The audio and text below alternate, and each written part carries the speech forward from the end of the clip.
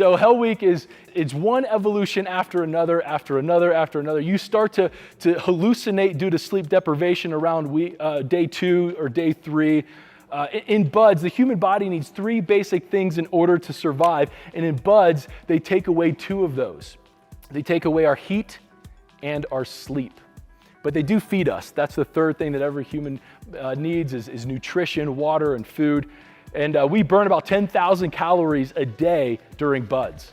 Hell Week, you almost double that. It's 15,000 to 20,000 calories a day during Hell Week. So we definitely eat a lot. It's not great food, but we're shoveling it in.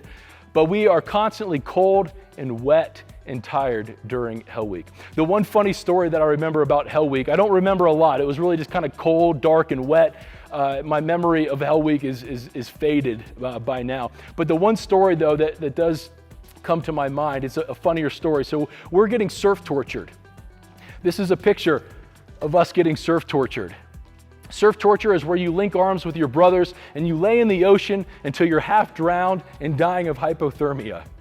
The instructors actually have charts of the water, and if they take the temperature of the water, and if it's in the low 50s, they'll say, okay, 52 degrees, the human body can sustain about 8 minutes submerged in this water before it starts breaking down and exhibiting signs of hypothermia.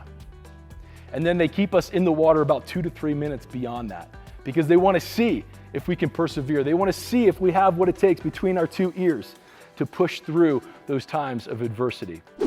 Who's got your 6? That's something that we say all the time in the SEAL teams. Who's got your 6? Meaning, who's got your back? I like to picture a trampoline. Every trampoline needs at least 4 or 5 legs in order to keep it secure, in order to keep it stable.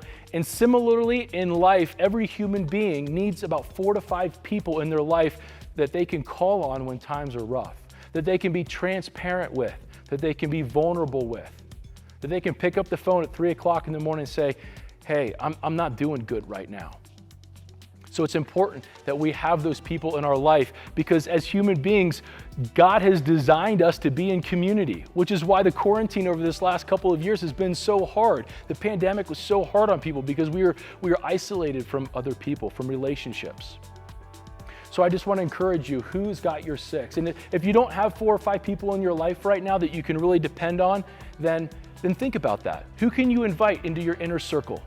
Who can you invite into your trampoline to really help you when you're facing times of adversity?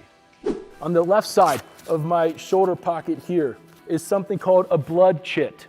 It's C-H-I-T, blood chit. And this is the blood chit that I carried while I was overseas. This is the blood chit for Operation Iraqi Freedom, OIF, which is the war that I was a part of.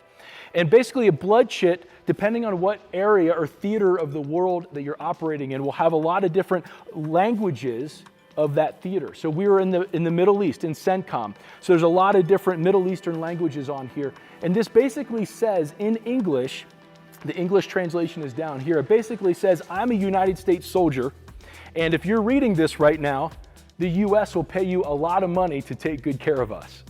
So I joke around, it's kind of like the US's insurance policy for us as Navy SEALs. We have to carry this blood chit on us at all times, just in case we're captured. The government spends about $1 million a year per Navy SEAL to make sure that we've got the best gear and the best training as possible. So they really want to make sure that we, as their assets, are protected. And then you'll notice that I have writing on both of my shoulders. So if I'm blacked out and I need immediate medical attention, they know exactly what my blood type is and any kind of allergies to medications that I have. So I'm O positive, and I have NKA or no known allergies to medications. And it's written on both of my shoulders just in case I lose an arm in combat. They still know what my blood type is and any kind of allergies to medications that I have.